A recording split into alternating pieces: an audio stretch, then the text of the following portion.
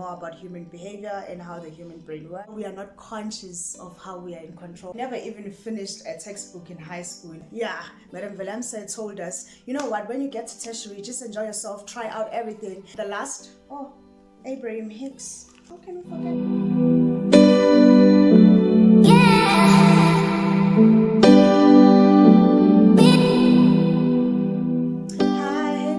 Welcome back to another episode of Life After Loss. If you are new here, my name is Susana Vananda, and if you're a regular, thank you so much for coming back for yet another video.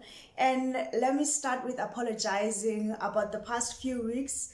I've been super busy, hey, and I won't lie, I tried uploading the past week, but Signal wasn't having it, so I was also too busy to just drive around and look for Signal. But yeah, I'm back. As promised, last time I promised I'm going to share books that help me build my identity capital. And yeah, a lot of people are probably wondering, what is identity capital? Identity capital is what we do to invest in ourselves, owning up to our choices, and becoming the best version of ourselves, or becoming the person that we want to be.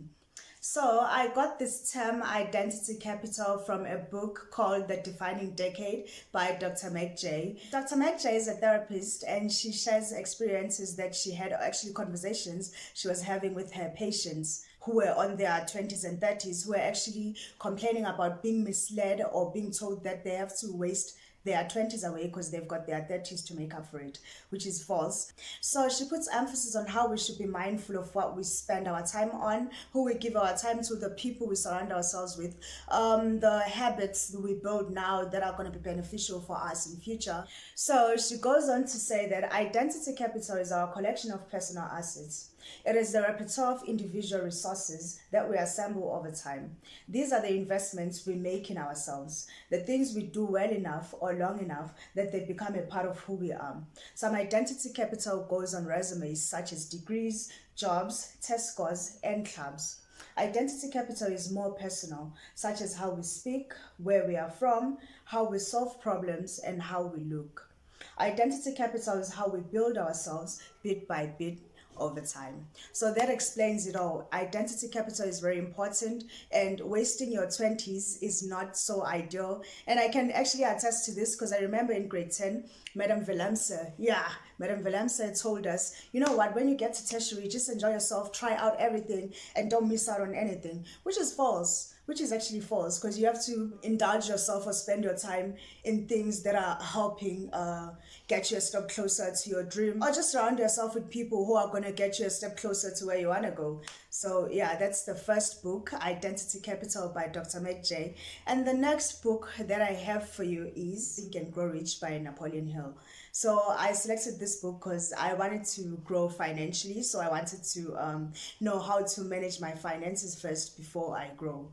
I wanted to know how to manage the little that I had. So it's actually about a gentleman who had a huge desire to acquire riches. So he went on to apply to work in this company because his desire was to work hand in hand or side by side with the owner of the company, which he ended up doing, following certain principles that I can't get into right now. So the book has 14 chapters, and my favorite one is chapter 12. I've always been interested in human behavior, so of recent I've taken it into account that I want to learn more about human behavior and how the human brain works. I just love the whole idea of how the conscious mind works and how we are in control and how we are not conscious of how we are in control of the conscious mind, if that makes sense. My favorite quotes from the chapter goes on to say, "You cannot entirely control your subconscious mind, but you can voluntarily hand over to it any plan, desire, or purpose which you wish transformed into concrete form." So we can actually tap into our subconscious mind and build patterns and new pathways for them to be formed and made routine into our subconscious mind. So the next one is Starts With Why by Simon Sinek. So this one I also listened to it on Audible. He goes on to say that rule number 1 is to go after the things that you want. So he made an example about a time when he was participating in a race. So it was a fundraising race and he was doing it with his friend. So at the end of the race, you know that there's sponsors who give out refreshments and all other things. So it happened to be that they were giving out refreshments this side and bagels this side. So he told his friend, "Hey, look at that line, there's free bagels." So his friend looked at the line and he was like, "Nah, I'm not going to stand in line for free bagels." Simon Sinek insisted that dude, it's free bagels. And his friend was so sure that nope, he's not going to stand in line. And he actually realized that there's two types of people in life. There's people who see the thing that they want, and people who see the thing that stands in the way of the thing that they want. Then he allegedly passed all the people in line.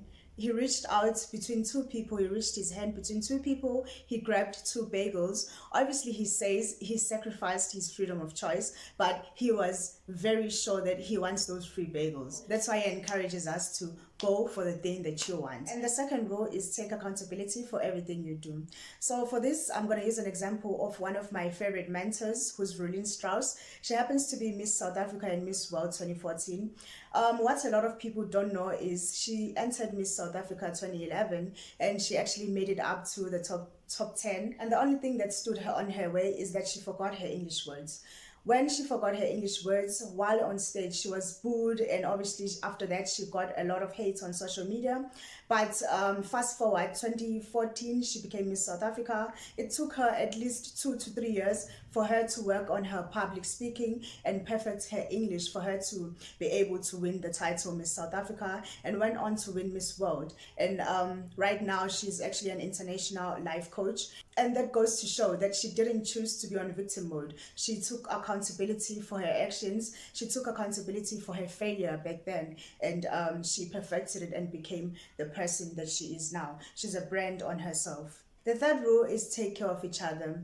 So as you know, that life after loss is where we talk about things that we lost, such as relationships, friendships, jobs, whatever you lost. I'm mentioning this because when I lost my fiance, I thought it was the end of everything. I thought, oh my gosh, now my life, like I lost my identity, because it was built around him, it was built around our relationship. So what I wasn't aware of is that 2017 and 2018, I had actually built friendships and relationships with colleagues away from him. As much as I lost a part of my identity, it wasn't too difficult for me to pick myself up and try to identify new things that I can actually relate to, that can become part of my identity.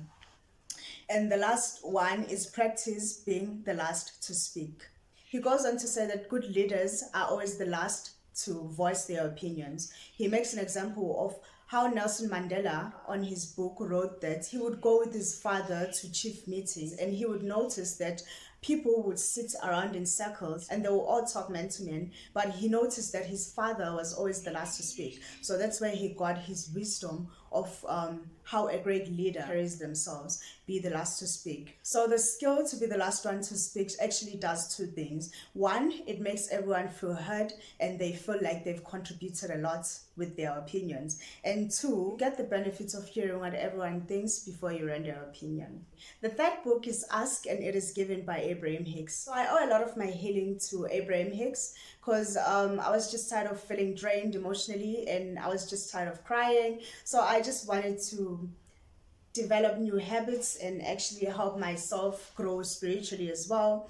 So I went on YouTube and searched for how to heal spiritually, and out came Abraham Hicks. It's just helped me view death in a different way, and she doesn't call it death, she calls it croaking, because a person transcends into a different energy than the physical form. She focuses on how we are creators of our own realities, how the energy that we give out is reciprocated back, how we have to exist in a place of least resistance for us to receive everything that we desire. Yeah, so those are the 4 books that help me grow spiritually, financially, emotionally, and physically as well. If you're still watching, thank you so much for tuning in, and don't forget to like the video, comment your favorite book, and also share it for someone who it might be relevant to. And don't forget, I post every Wednesday 1800 hours Central African time. Don't forget to count your blessings and do stay blessed.